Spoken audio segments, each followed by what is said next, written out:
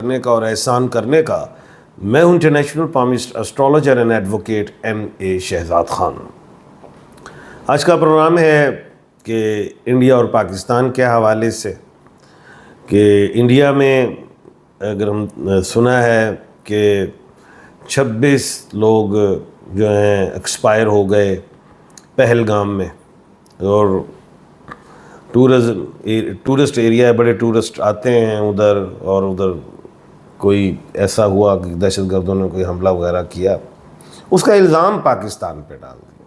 اور پھر اس کے ساتھ ہی اس نے کہا جی کہ ہم سندھ طاس معاہدے پہ نہیں عمل کریں گے, اور پھر کیا کہتے ہیں سارک ویزے بھی ان کا بند, پھر اس کے بعد واگا بارڈر بھی بند. تجارت کے حوالے سے وہ تو پہلے بھی نہیں کرتا تھا, جب سے مودی آئے ہیں تجارتی ویزے ہی انہوں نے بند کیا. ہمیں یاد ہے ہم جاتے تھے فیڈریشن آف پاکستان کے تھرو پورا ڈیلیگیشن لے کے, اور تجارت ہوتی تھی, اور بڑا خطے میں بڑا پوٹینشل ہے.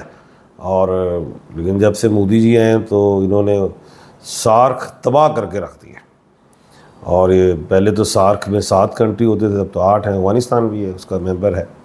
لیکن خطے میں سارک کو فروغ نہیں ملا مودی کی وجہ سے. اب اس نے پھر اسی طرف یہی کہ جی ہم ویزے جو ہیں کیا کہتے ہیں سارک ویزے بھی ختم کرتے ہیں. خیر یہ بات بڑھ گئی تو یہ ہوا کہ ہماری پاکستان سے بھی جو ہائی کمیشن جو ہے پاکستان ہائی کمیشن انڈیا میں ہے, ادھر سے بھی ہمارے کچھ لوگ آ گئے, 55 میں سے 25 آ گئے. انڈیا نے بھی اپنے لوگ بلوا لیے, اور پاکستان کو یہ کہا کہ آپ جتنے بھی ہیں فوری آپ نکل جائیں انڈیا سے. ہم نے بھی یہ کہہ دیا کہ آپ بھی جائیں مئی تک, 1 مئی تک نکل جائیں. یعنی کہ بات جو ہے کشیدگی کی طرف چلی گئی. اب 2024 میں ڈیجٹ 8 تھا, اور 8 کے ڈیجٹ کو دیکھیں تو کشیدگی بڑھی ایران کی, اسرائیل کی, یمن کی تھی, حماس, سارے معاملات, یوکرین, رشیا. 2025 جو ہے ڈیجٹ 9 کا ہے. تمام ڈیجٹس کو کاؤنٹ کرو تو یہ بھی منگل کا ہی ڈیجٹ ہے. اور سورج سمت کے حوالے سے بادشاہ ہے, وزیر بھی سورج ہے. اور اگر ہم 18 مئی کو دیکھیں تو راہو ٹرانزٹ کر رہا ہے کمبھ راشی میں, اور کیتو ٹرانزٹ کر رہا ہے کنیا راشی سے نکل کے جو ہے سنگ راشی میں. تو کیا ہونے کیا جا رہا ہے؟ میں نے پیشن گوئی 3-4 دن پہلے کی تھی, بلکہ 15 دن پہلے بھی کی تھی, کہ مجھے اس خطے میں کوئی جہاز گرتے دکھائی دے رہے ہیں, کوئی مرتے ہوئے لوگ دکھائی دے رہے ہیں. 2 دن پہلے بھی میں نے کہا تھا, وہ فلک شیخ کے بھی چینل پہ, عاطف مجید کے چینل پہ بھی دیکھیں. تو پیشن گوئی تو چلو ہوگی پوری. اب ہونے کیا جا رہا ہے؟ کہا کیوں تھا میں نے ایک بات کی تھی کہ کھپر یوگ جو ہے 15 مارچ سے 11 جون تک ہے, وہ لگا ہوا ہے, جس کی وجہ سے پورے اس خطے میں, دنیا میں بھی ہو سکتا ہے, خطے میں خاص طور پہ میں نے اشارہ کیا تھا کہ کچھ جہاز بھی گریں گے, کچھ زلزلے بھی آئیں گے, پانی برستا ہوا دکھائی دیتا, زالہ باری بھی اسلام آباد میں ہوا, اور بڑا کچھ دیکھا. اور ابھی بھی ایسے ہی لگ رہا ہے مجھے کہ یہ جو کھپر یوگ ہے یہ نقصان دے گا. اس سے مہنگائی ہوگی, حادثات بڑھیں گے, لڑائیاں ہوں گی, ممالک کی بھی ہوں گی, دنیا میں بھی ہوں گی, لیکن پاکستان, انڈیا, افغانستان, اس طرح کی چیزیں میں دیکھ رہا ہوں. ٹائم اچھا نہیں. ایک بات اور بتاتا ہوں کہ چتھر گری یوگ کا بھی اثر ہے. اب 13 اپریل سے 12 مئی 5 اتوار اور 5 پیر ہونے سے انڈیا اور پاکستان میں کشیدگی بڑھے گی. یہ میں بتا رہا ہوں آپ کو. اب ایک اور بات بھی میں نے یاد ہوگا کہ میں نے پچھلے پروگراموں میں پہلے کہا تھا کہ 5 منگل ہیں اس اپریل میں. یہ اپریل ہے ہی منگل. 20 مارچ سے 21 اپریل تک یہ کس کا تھا؟ ایریز کا تھا.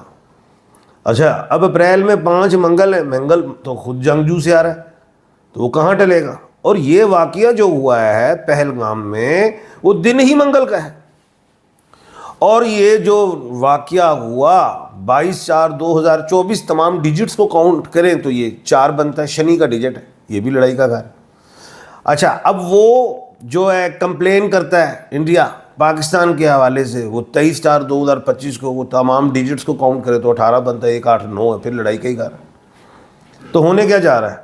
صاف کہہ رہا ہوں کہ ایک تو 12 مئی تک اچھے حالات نہیں دیکھ رہا, اور پھر 11 جون تک بھی میں حالات نہیں دیکھ رہا، کھپر یوگ کو بھی مد نظر رکھتے ہوئے۔ اچھا، یہ کھپر یوگ جو ہے یہ دوبارہ بھی لگے گا 11 جون کے بعد، پھر یہ دوبارہ لگے گا 11 جولائی کو، اور پھر 7 اکتوبر تک رہے گا، یعنی کہ انڈیا پاکستان کے حالات کشیدگی کی طرف 7 اکتوبر تک رہیں گے۔ نومبر میں مودی کو زیادہ پرابلم بڑھیں گی۔ ابھی مودی جو ہے وہ ان کو کیا کہتے ہیں کیتو سنگ راشی میں جائے گا، جس سے مودی جی ہیں وہ کیا کہتے ہیں ان کا دماغ وہ تھوڑا اگریسو ہوں گے، وہ ایسے ایسے بیانات دے جائیں گے سخت ترین، جس سے مودی کو پرابلم، ایک تو معاشیت حوالے سے انڈیا کی معاشیت میں کمزوری آئے گی، کیونکہ یہ جو ہے کیتو کا سنگ راشی میں جانا الف آئین والے ممالک کو نقصان دے گا۔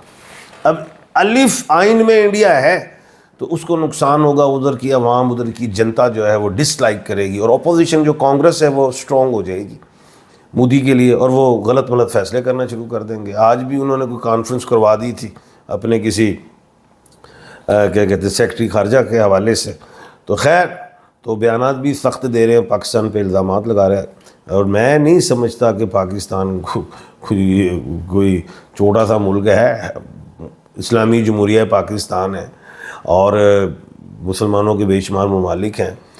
پاکستان کو 18 مئی کو پاکستان کے ذائچے کے نام کے حوالے سے ان کا کیتو جو ہے وہ نکل کے سنگ راشی میں جا رہا ہے۔ پاکستان تو کیتو سے نکل جائے گا، انڈیا کیتو میں پھنس رہا ہے، اس کو لوسز ہوں گے مودی کو زیادہ۔ یہ سنگ راشی میں کیتو جانے سے انڈیا کو بھی لاس ہوگا، مودی کو بھی ہوگا، یہ ایسے ہی ہے۔